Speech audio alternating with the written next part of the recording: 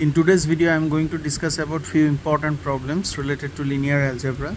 I hope you will find these problems very useful for your upcoming examination. Now moving on to the first problem.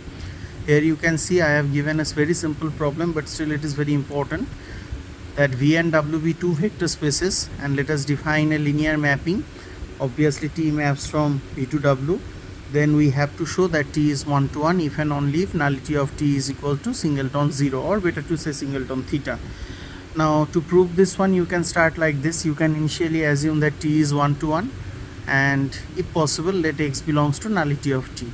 Now obviously because of the definition of nullity, we can say that T of X is equal to what? 0.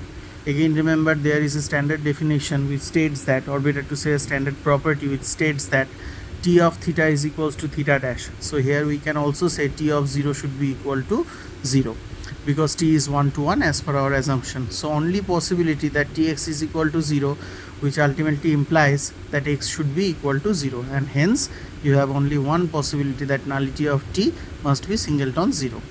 So whenever T is 1 to 1, nullity of T is equal to singleton 0. Conversely, we can assume that nullity of T is equal to singleton 0, and if possible, to realize the fact whether T is 1 to 1 or not, let us consider two distinct elements X and Y such that their T images are identical, so that we can say Tx minus Ty is also equal to 0. Because of linearity of T, we can say T of X minus Y is equal to 0, and hence X minus Y must be a part of nullity of T.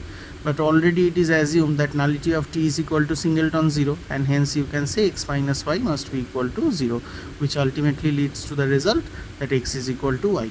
So whenever Tx equals to Ty, we have obtained X is equal to Y, and hence you can say T must be 1 to 1. So that means this is a necessary and sufficient condition for linearity, and for linearity, for 1 to 1 or injective mapping, that nullity of T should be equal to singleton theta.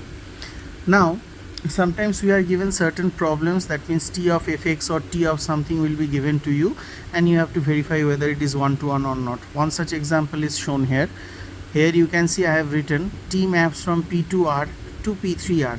Now P2R represents the space of all possible polynomials of degree 2.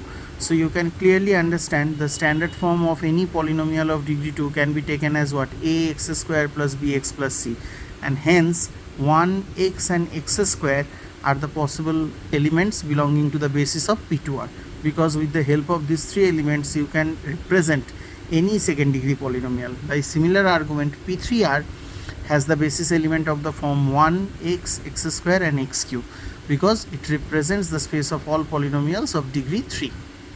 So let T be a linear transformation where T of fx is given by the standard result or standard formula. We have to verify whether T is 1 to 1 or not.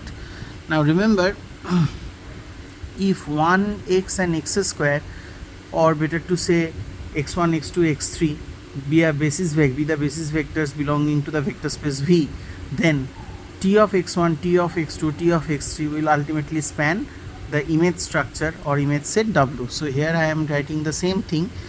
Because we know 1x and x square are the basis vectors corresponding to P2R, then the corresponding range space of T will be spanned by T of 1, T of x and T of x square, which are nothing but the T images of 1x and x square. Now T of fx is given by this structure. So first of all let us find out T of 1, T of x and T of x square. Now T of 1, that means imagine fx is equal to 1 in this case. So f dash x will be 0. So here ft, if x is equal to 1 means ft is also 1, because you have changed the variable from x to t. So just put these values, you will get this type of structure. So after integration you will get 3x. Now in the second case, T of x, that is equal to what? Because you are considering x as fx, so f dash x will be 1. Now also ft will be what? T. So that's why I have written 3t dt, because fx is equal to x, so ft will be equal to t. So here you have to integrate with respect to t, and obviously the limit is varying from 0 to x. So by simple integration you will get the second structure. By similar argument you will be able to find out T of x square, I guess, that will be given by 4x plus x cube. So RT will be spanned by what? T of 1, T of x and T of x square, which ultimately shows that it is spanned by the set 3x, 2 plus 3x square by 2, and 4x plus x cube. Now again remember another important result.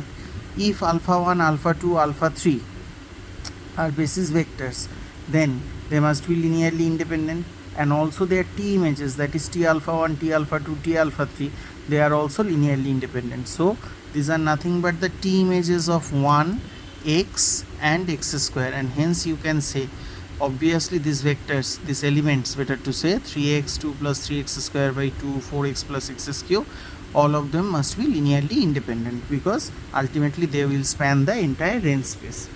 Now here you have to show t is 1 to 1. Now here we can take the help of the concept of dimension theorem. Here you can see I have written that this particular set is linearly independent. So how many linearly independent vectors are there? 3. So technically rank of t can be considered as 3. Now dimension of P3R, as I told you earlier, how many possible elements are there? Because it is spanned by 1, x, x square and x cube, so altogether you can have 4 specific elements by means of which you can express any expression belonging to P3. Remember what is P3? P3 is nothing but the space of all polynomials of degree 3, or better to say cubic polynomials. So dimension of P3R is equal to 4, but already we have obtained rank of t is 3, so these two things are different, and hence you can say t can never be onto. Now we have the very important dimension theorem, the dimension of rank of t, dimension of nullity of t is equal to dimension of v. But here t maps from v to w, that is t maps from p2r to p3r. So v is represented by p2r. So dimension of nullity of t I have written in abbreviated version nt. Dimension of rank of t, that is already you have proved it is 3. So dimension of p2r, P2R is generated by 1x and x square, so it will be 3, and dimension of nullity of t consequently becomes 0, and hence you can say nullity of t has only one possibility, that is singleton 0. Now remember the last theorem what I have discussed earlier, so consequently you can say t must be 1 to 1, because already we know if nullity of t is equal to singleton 0, then t is 1 to 1. If t is 1 to 1, then nullity of t is also singleton 0. Now in a similar manner we can also consider the next problem. Here also you can see t maps from p2r to p3r given by this structure x f(x) plus f dash x, that is equal to t of fx. Again I will say, because you are considering the space p2r, so it should be spanned by 1x and x square. So t of fx, just use this definition. First t of 1 you have to obtain, that is x remains fixed, in place of fx simply replace 1. F dash x, derivative of 1, that is 0, so you will get x. T of x, that means fx is right now x, so x, keep this one intact, fx will be replaced by x, so that you will get x square. F dash x, that will be equal to 1. T of x square, x, keep this one intact, fx, that will be x square, and f dash x will be 2x. In this way you can find out all these possible elements, t of 1, t of x and t of x square. As mentioned in the previous problem, if you find out the t images of 1x and x square, then definitely you can say these elements are also linearly independent, and consequently rank of this linear mapping you can say that is equal to 3. So rank of t is equals to 3. But again it is mapped from p2r to p3r, that means dimension of p3r, which is generated by 1x, x square and x cube, that is supposed to be 4, so it is not equal to rank of t, and hence you can say t is not onto. And again by using the concept of dimension theorem or rank nullity theorem, at sometimes you know this is also known as Sylvester's law of nullity, you will get dimension of nt plus dimension of rt is equals to dimension of v. Now what is v? Imagine this one as v, this one as w, so dimension of v is nothing but dimension of p2r, so that's why you will get dimension of p2r. Just use these concepts, then you will get dimension of nt is equal to 0, that means nt must be equal to singleton 0, and hence t must be 1 to 1. In this way you can easily find out whether the given mapping is 1 to 1 or not. Now there is another important example. For instance, you can consider the next one. Here you have to provide a certain example of a linear transformation t maps from R2 to R2 such that nt is equals to n of u and rt is equals to r of u. Now Here I have given one specific example like this. You can see I have written, let us consider t maps from R2 to R2 such that t of xy is equals to yx, and u is nothing but the identity mapping that is also mapped from R2 to R2 like this. Now nt is equal to singleton 0, which ultimately implies this t of xy should be equal to 0 0, so that x equal to y is equals to 0. Similarly nu is equal to singleton 0, because here also x and y become simultaneously 0.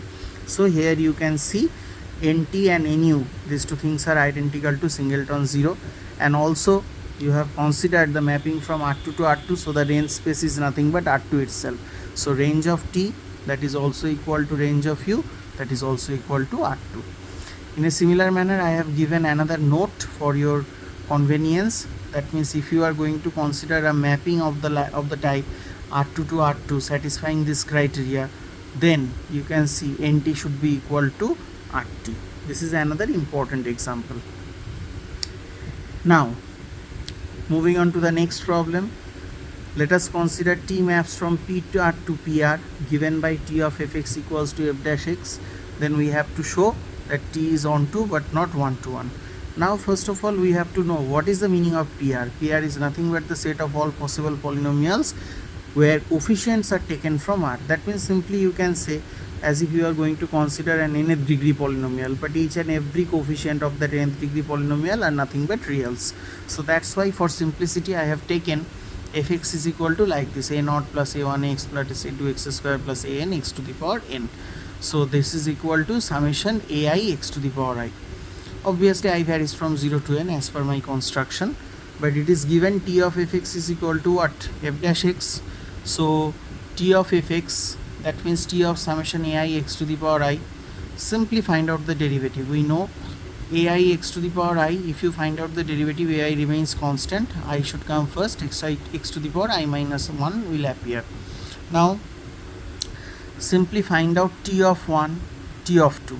You can observe t of 1 and t of 2 ultimately, because the t image is equivalent to f dash x, that means fx is equal to 1, so f dash x will be 0. T of 2, that is fx is equal to 2 in this case, so f dash 2, that is f dash x, that is derivative of 2, that is also 0. So although t of 1 and t of 2, these two things are identical, but we know 1 not equal to 2, so simply you can say this mapping can never be 1 to 1, that is injectivity is violated. But if you consider fx like this, by observation you can see summation ai by I plus 1 x to the power I plus 1. Just imagine the derivative of this one, then I plus 1 will be cancelled, you will find ai x to the power I within summation. So that means corresponding to every possible structure, it is obvious that you can find out a suitable pre-image like this, and hence you can say t must be onto, and thus you can say the structure is onto although it is not one to one. Now for your practice I have also given another problem which can be solved in a similar manner. If you want to solve it, you can do it. I hope so. Now let us consider another important criteria, which is nothing but matrix representation of T with respect to the ordered basis beta and gamma. Now what is the criteria of matrix representation? First of all we have to find out the elements of the transformation. Only after that we will be able to find out the respective matrix. So let us analyze this one by taking this example. T maps from P3R to P2R be a certain linear transformation given by Tfx is equals to f dash x, where beta and gamma are the standard basis obviously for P3R and P2R respectively. That is, remember, beta can be written as 1x x square and x cube, because so many times I told you P3R will be generated by 1x x square and x cube, and obviously P2R will be generated by 1x and x square. So that's why we can say beta and gamma will be like this. We need to find out the corresponding matrix relative to the ordered basis beta and gamma. Now T of fx is equals to f dash x, it is already mentioned in the question. So first find out T of 1, T of x, T of x square, T of x cube. So T of 1, derivative of 1 is 0, T of x, derivative of x is 1, T of x square, derivative of x square is 2x, T of x cube, derivative of x cube is 3x square. Now what is your objective? You have to express all these elements with the help of the linear combination of 1x and x square. So 0 can be expressed as 0 into 1, 0 into x plus 0 into x square. 1 can be written like this. Actually this is 1 into 1, 1 into 1, 0 into x, 0 into x square. 2x can be written in this fashion, 3x square can be written in this fashion, so that the corresponding matrix with respect to relative to the ordered basis beta and gamma can be written like this.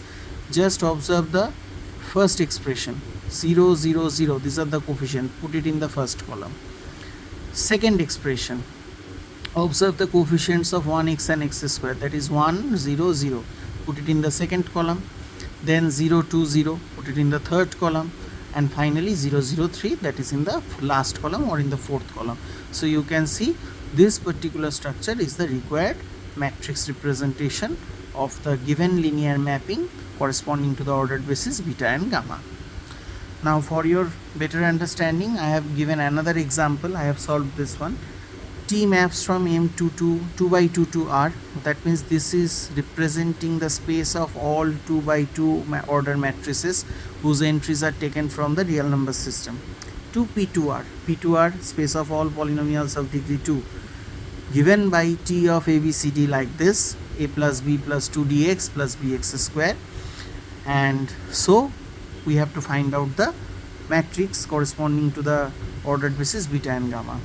Now beta, obviously you are considering 2 by 2 structure, so initially we can take beta is equals to 1 0 0 0 0 1 0 0 0 0 1 0 0 0 0 1.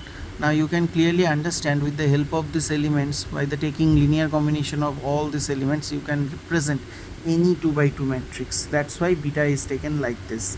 That means beta is the basis corresponding to this one. Similarly gamma is the basis of P2R, so 1x and x square. So find T of beta, find matrix representation of this linear mapping T relative to the ordered basis beta and gamma. So find out T of 1 0 0 0 with the help of this. Now this is A, this is B, this is C, this is D. What is the property? A plus B. So A plus B means what? You can see 1 plus 0, that is 1. Then 2D. D is 0, that is, you can see, if you have confusion you can write, you can say this is 1. Then you can say 0 into x, then bx square. B is also 0. So 1 can be written as 1 into 1, 0 into x plus 0 into x square. In the second case, this is A, this is B, this is C, this is D. A plus B, 0 plus 1, that is 1. Then 2D, D is as usual 0. Then bx square, b is 1, so that's why 1x square. So that's why we have this type of combination. Similarly for the third and fourth one, you can easily find out, I hope so. So just observe the coefficients of 1, x and x square. So with the help of this combination, first, for the first term you will see 1 0 0, this will be the coefficient, you have to put it in the first column. For the second case 1 0 1, this will be the coefficient. For the third case 0 0 0 will be the coefficient, and for the last one 0 2 0 will be the coefficient. So this will give you the required matrix representation relative to the ordered basis beta and gamma. In this way you can solve this type of problems.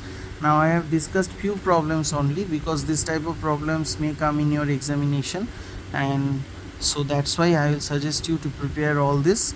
And obviously all the other theoretical portions are very important for your upcoming examination, especially for the 6th semester students. And if this video becomes beneficial for you, then obviously I will suggest you have to go through the entire portion of this video very carefully. Thanks for watching.